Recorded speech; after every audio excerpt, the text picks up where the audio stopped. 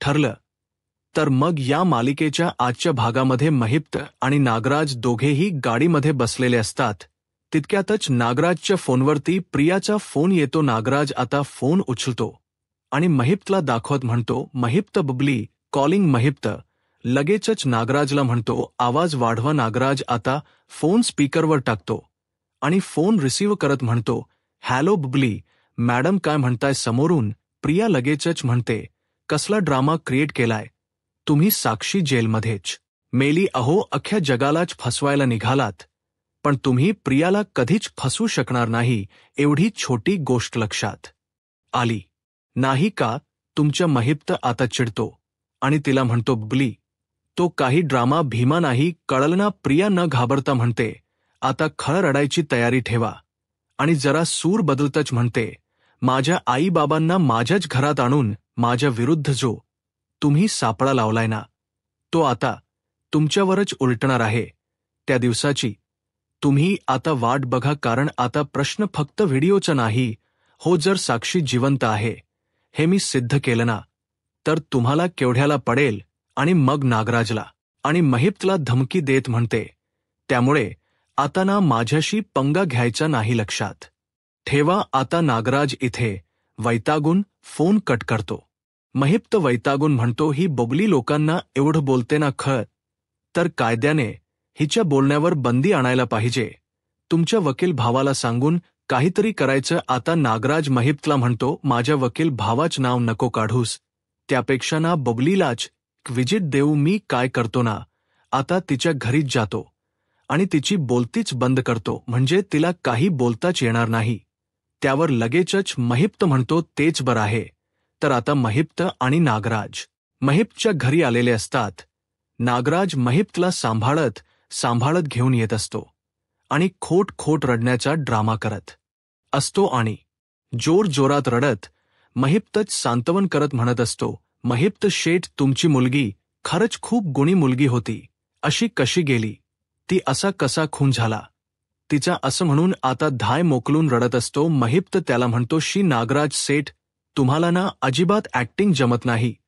तुम्हाला ऍक्टिंग शिकायची का? आता नागराज रडण थांबवतो आणि म्हणतो, हो. महिप्त त्याला म्हणतो, मग तुम्ही मी त्या रिपोर्टरला जो व्हिडिओ दिला होता ना, तो बघा तुम्ही. मी कसा त्यामध्ये डोळ्यात पाणी आणि छाती बडवून जोरात साक्षी करून रडत होतो आणि सारखा म्हणत होतो, मला सोडून गेली, बापाला सोडून गेली, असं म्हणून आता पुन्हा ऍक्टिंग करून रडायला लागतो.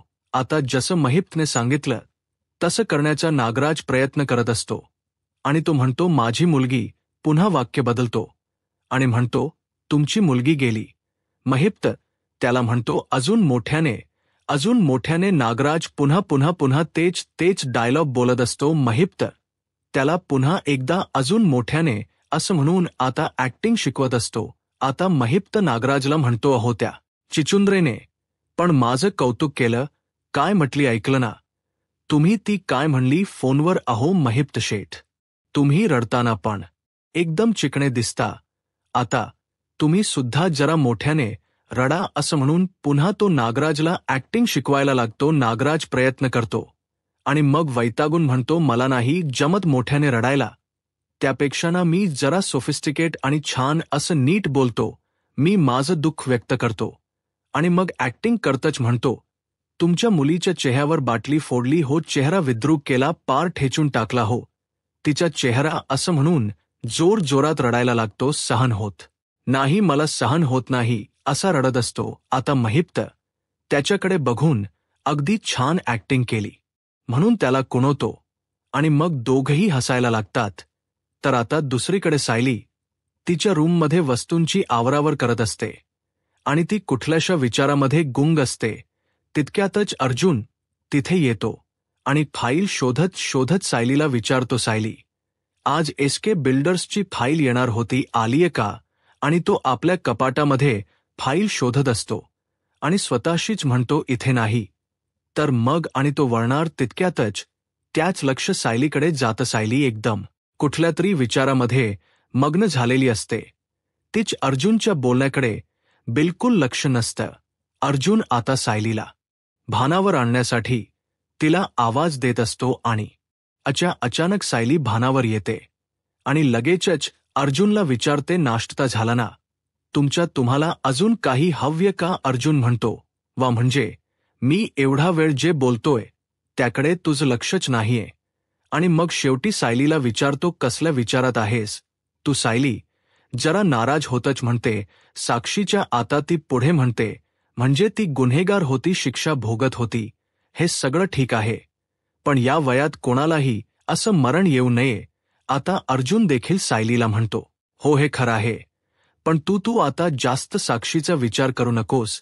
तूच म्हणतेस ना नेहमी, ज्याच्या नशिबात जे आहे तेच होतं.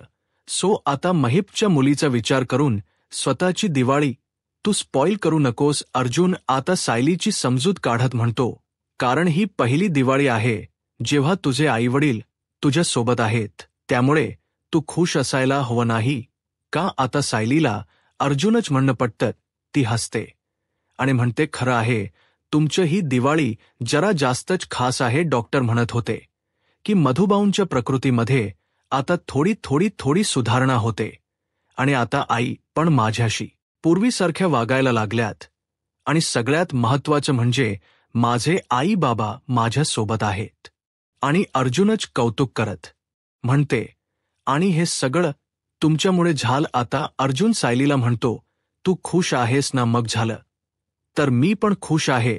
आता लगेचच सायली म्हणते, खुश तर मी आहेच, तुम्ही मला इतकं सगळं दिले, पण तरीही अजून एक गोष्ट तुम्ही मला दिली नाहीये. अर्जुन जरा विचारातच पडतो आणि म्हणतो, कोणती गोष्ट सायली?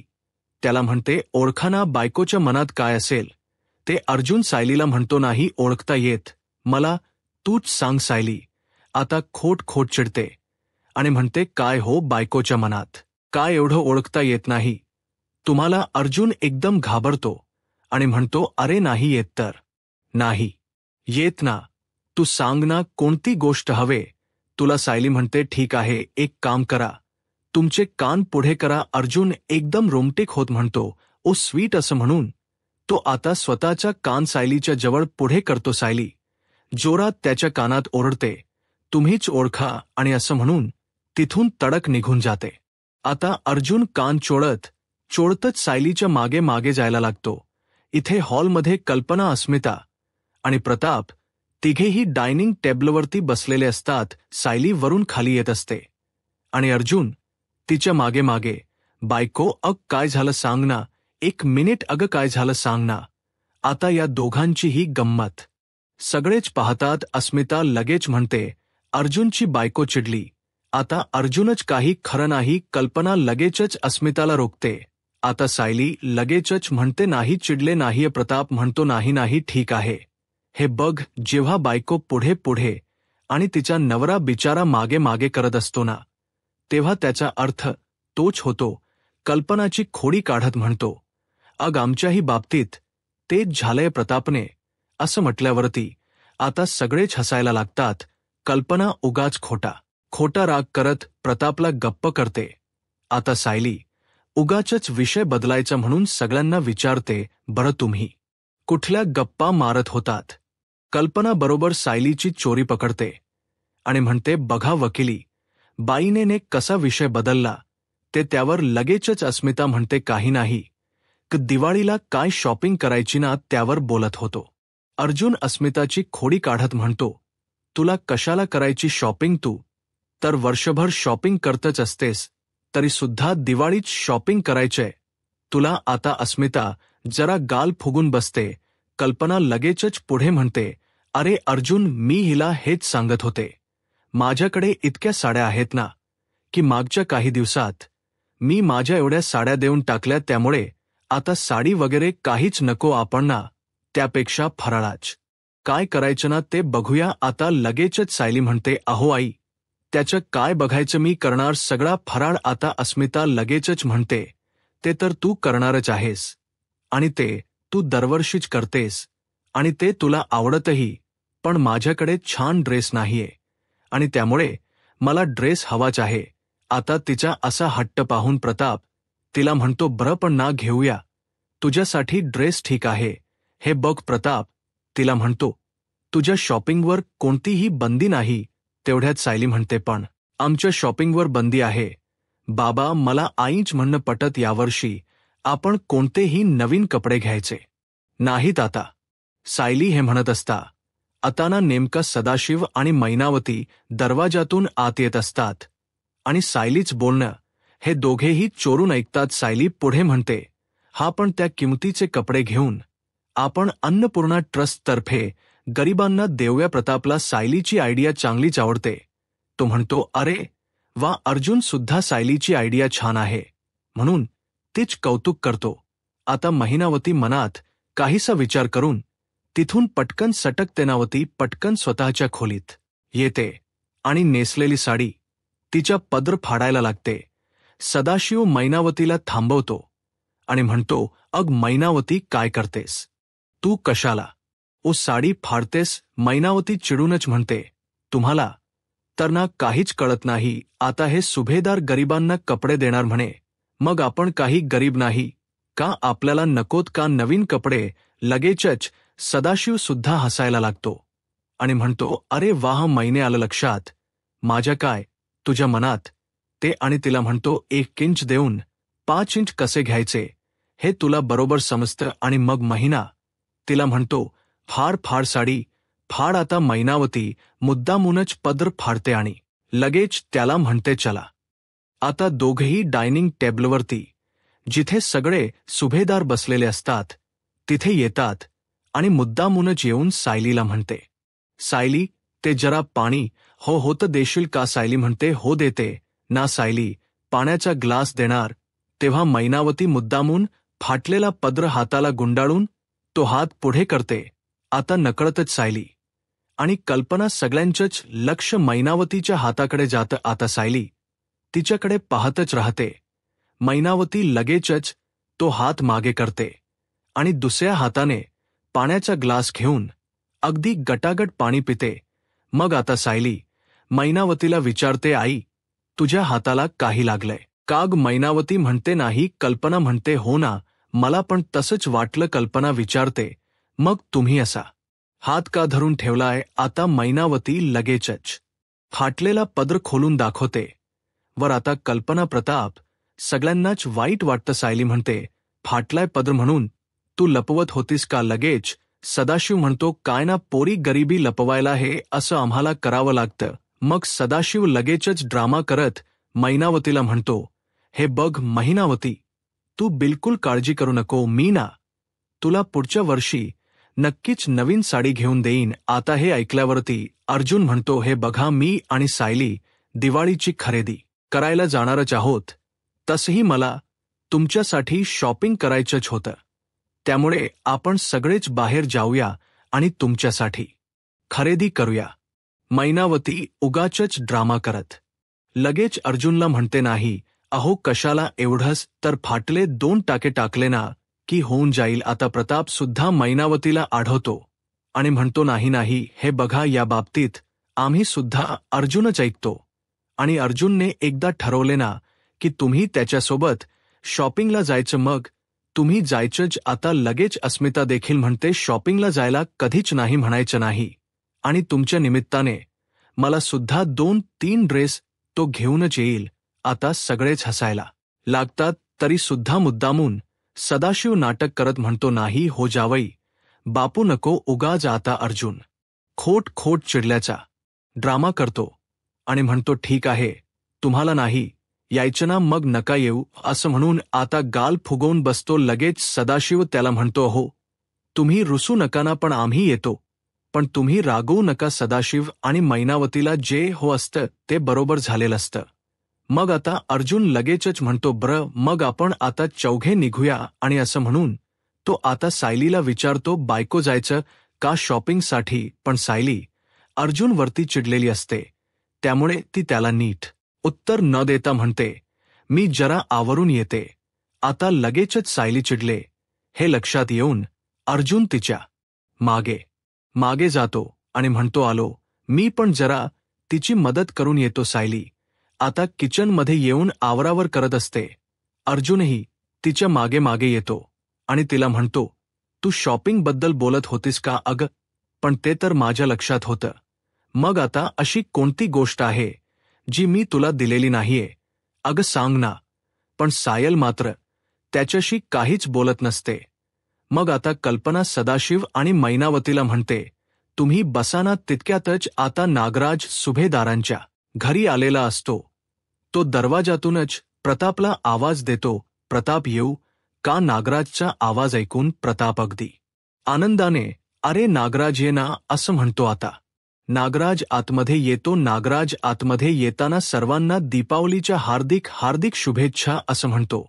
आणि तितक्यातच प्रियासुद्धा तिथे येते. नागराजला अचानक असं घरी आलेलं पाहून प्रिया चांगलीच घाबरते. नागराज मुद्दामूनच प्रियाकडे पाहतो आणि मुद्दामूनच तिच्याकडे दुर्लक्ष करतो.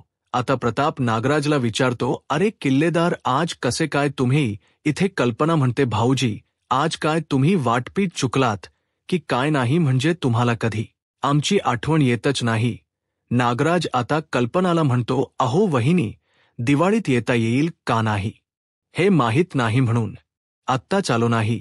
म्हणजे आम्हाला सुमनच्या भावाकडे म्हणजे माझ्या मेवण्याकडे जावं लागत ना, म्हणून म्हटलं आत्ताच येऊन जाऊ. इकडेच आलो होतो जवळ, म्हटलं सगळ्यांची त्या निमित्ताने भेट तरी होईल आणि भेटून शुभेच्छा द्याव्या. एवढ्यातच सायली आता नागराजला म्हणते, नागराज काका बसाना, कॉफी आणू का तुमच्यासाठी? नागराज सायलीला म्हणतो, नाही, मी आता बसणार वगैरे नाही, मला लगेच निघायचे, त्यामुळे मी काही घेणार नाही.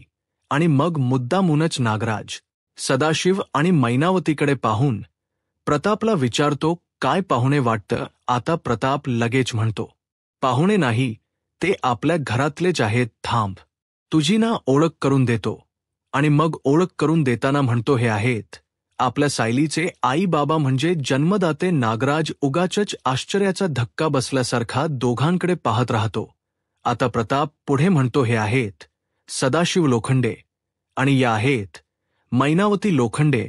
आता हे बोलणं चालू असताना प्रिया हळूहळू थोडी पुढे येऊन उभी राहते. मैनावती नागराजकडे पाहून हात जोडते. आता पुढे प्रताप म्हणतो, अरे आपल्या अर्जुनने खूप प्रयत्न करून त्यांना शोधून काढलंय. मग नागराज उगाचच खुश होत म्हणतो, काय सांगतोस काय प्रताप? तू हे आपल्यात नवीचे आई बाबा असं म्हणून तो मुद्दामूनच थांबतो. सगळ्यांनाच तन्वीच नाव घेतल्यावरती जरा आश्चर्यच वाटतं. आता नागराज मुद्दामूनच म्हणतो, अरे मी जरा चुकूनच तन्वीच नाव घेतलं आणि पुन्हा म्हणतो, हे सायलीचे आई बाबा आहेत.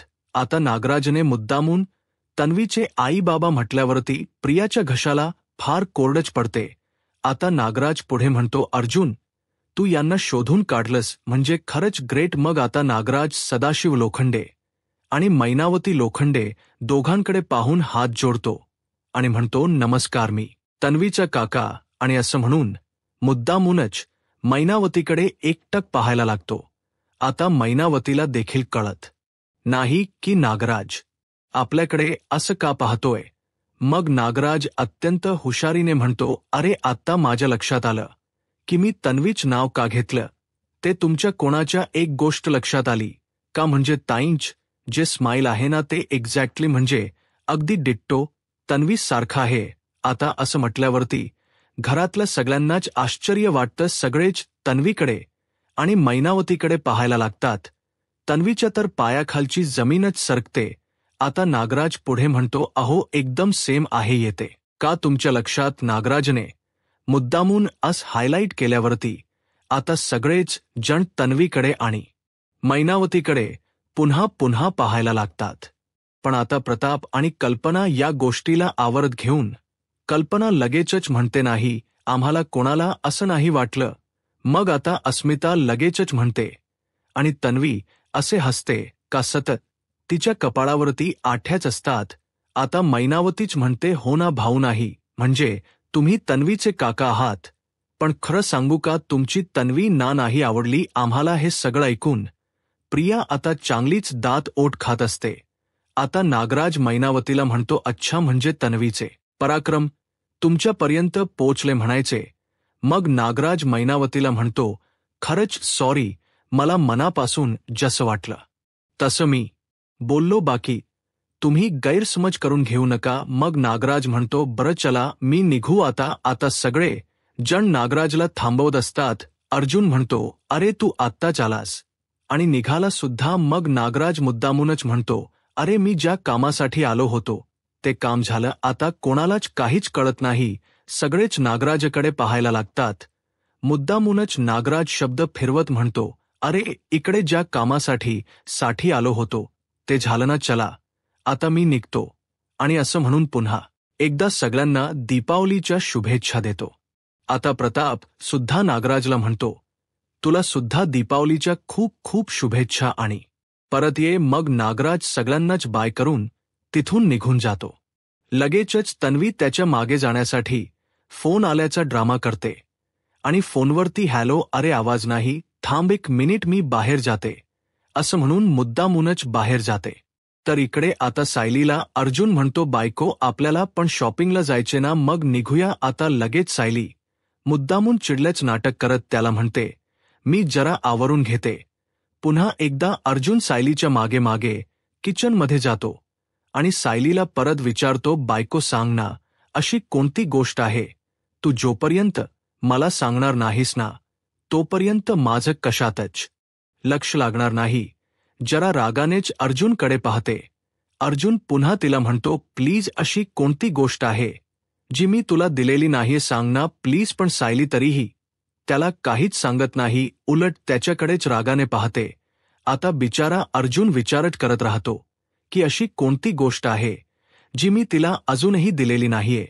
तर इकडे प्रिया नागराजच्या पाठोपाठ लगेच बाहेर येते आणि जोरातच नागराजला आवाज देते आणि म्हणते, एक मिनिट थांबा. आणि रागानेच त्याला विचारते, माझी स्माईल त्या मैनावती सारखी आहे. नागराज मुद्दामूनच प्रियाला म्हणतो, अरे मग असणारच ना, आता आई आहे तुझी, आता सखी आई आहे म्हटल्यावरती तो पुढे काही बोलणार त्या आधीच प्रिया त्याला म्हणते, पण हे सगळं आतमध्ये बोलायची काही गरज होती का? सगळ्यांना सांगायची गरज आहे का? आणि मग ती नागराजला धमकी देत म्हणते, मी तुम्हाला वन करते काका, आज जे केलत ना ते परत करायचं नाही तर तो व्हिडिओ. असं म्हटल्यावरती नागराज ओरतो, काय व्हिडिओ? तुझ्या तोंडातून तो व्हिडिओ हा शब्द ऐकला ना की मळमळायला होतं मला. किती वेळा त्या व्हिडिओच्या नावाने धमकी देणार आहेस? आणि मग प्रियाला धमकी देत म्हणतो, परत जर तू मला व्हिडिओची धमकी दिलीस ना तर त्याच्या आधी एवढंच लक्षात ठेवायचं की आता आज जे काही तू पाहिलस ना तो फक्त ट्रेलर होता. अभी पिक्चर पुरा बाकी आहे आणि तो जर मी सुभेदारांना दाखवला ना तर तुझी वाट लागेल. आणि हसतच तिला म्हणतो, पिक्चर ज्याचे हिरो हिरोईन आहे तुझे जन्मदाते सदाशिव लोखंडे आणि मैनावती लोखंडे. आणि पिक्चरच नाव काय असेल? बम. एक मोठा बॉम्ब. इतक्यातच आता तिथे अर्जुन, सायली, मैनावती आणि सदाशिव येतात. अर्जुन बॉम्ब शब्द ऐकून नागराजला विचारतो, बॉम्ब कसल्या बॉम्बबद्दल बोलताय? नागराज लगेचच सारवासारव करत म्हणतो, अरे दिवाळीतला बॉम्ब, रेड टम बॉम्ब तो नाही का आपण लावतो. आणि मुद्दामून नवीकडे पाहून म्हणतो, ही घाबरायची ना लहानपणी, अशी जायची आणि पळत यायची. मुद्दामूनच धमकीच्या सुरात म्हणतो, म्हणून हिला म्हटलं जरा जपून रा नाही तर जवळच फुटेल बॉम्ब. प्रिया आता नागराजकडे पाहत असते आणि तिला प्रचंड राग येत असतो. तर आता सायली लगेचच नागराजला विचारते, तुम्ही कुठे बाहेर चाललात का? नागराज काका. नागराज म्हणतो, घरीच चाललोय. प्रिया म्हणते, अरे वा, म्हणजे आपण सगळे एकाच दिशेला चाललोय, चला मग एकत्रच जाऊया. राज मुद्दामूनच विचारतो, तुझे आई बाबा पण येतात का? बरोबर. सायली नुसतीच मान डोलावते.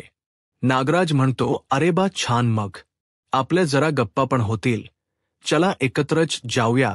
आणि मग तन्वीला म्हणतो, चला तन्वी येतो आम्ही, तू जपून राहा. असं म्हणून आता सगळेच तिथून जातात. नागराज गेल्यावरती तन्वीला आता चांगलाच घाम फुटलेला असतो. आता इकडे महिपच्या घरामध्ये साक्षी आता स्वतःची पूर्ण स्टाईल वेशभूषा बदलून महिपच्या घराकडे आलेली असते आणि ती दरवाजावर येऊन नॉक करते. तिने तिचा पूर्णच गेटअप चेंज केलेला असतो. स्वतःच्या घराकडे पाहतच राहते. आता महिप आतून आवाज देतो, कोण आहे? साक्षी आतमध्ये येते आणि घरातल्या प्रत्येक वस्तूवरती नजर फिरवत घरभर फिरत असते. महिप्त तिला विचारतो, मॅडम कोण आहे तुम्ही? पण तिला पुन्हा पुन्हा विचारतो, काय विचारतोय? मी कोण आहे तुम्ही? काय पाहिजे तुम्हाला? एकदम तुम्ही घरात कशा काय आल्या? कोणी बघितलं तर काय म्हणेल? साक्षी आपली जाऊन महिप्तच्या समोर बसते. महिप्तच्या प्रश्नांकडे दुर्लक्ष करते. आता महिप्त तिला पुन्हा विचारतो, काय विचारतोय मी तुम्हाला? तुम्ही डायरेक्ट येऊन घरात सोफ्यावर कस काय बसू शकता? पुन्हा तिला विचारतो, काय नाव काय तुमचं? आता साक्षी महिप्तकडे पाहते आणि म्हणते, समीरा शेखर. मग आता महिप्त लगेचच म्हणतो, समीरा शेखर, तुम्हाला एक सांगू का मॅडम? तुम्ही ना माझ्या लेकी सारख्या दिसता. आणि मग दोघंही या जोरात हसायला लागतात. मग महिप्त साक्षीची दृष्ट काढतो. तर मित्रांनो, पुढील भागामध्ये सुभेदारांच्या घरी सगळेच आता हॉलमध्ये बसलेले असतात आणि दिवाळीची शॉपिंग पाहत असतात. आता अर्जुन कल्पनाला म्हणतो, मम्मा, तू मला कॅश काढून आणायला सांगितली होतीस, त्यामुळे मी सगळीच कॅश काढून आणले. हे घे, अजून काही लागलं तर मला सांग. आणि मग कल्पना ती कॅश सायलीकडे देते आणि म्हणते, सायली, हे पैसे तूच ठेव ना. आता सायली ते पैसे घेऊन ठेवायला जात असते. मैनावती आणि अर्जुन तिथे येतो आणि मैनावतीच्या हातात पैसे पाहतो. यूट्यूब चॅनलला सबस्क्राईब करा आणि व्हिडिओ लाईक करा. धन्यवाद.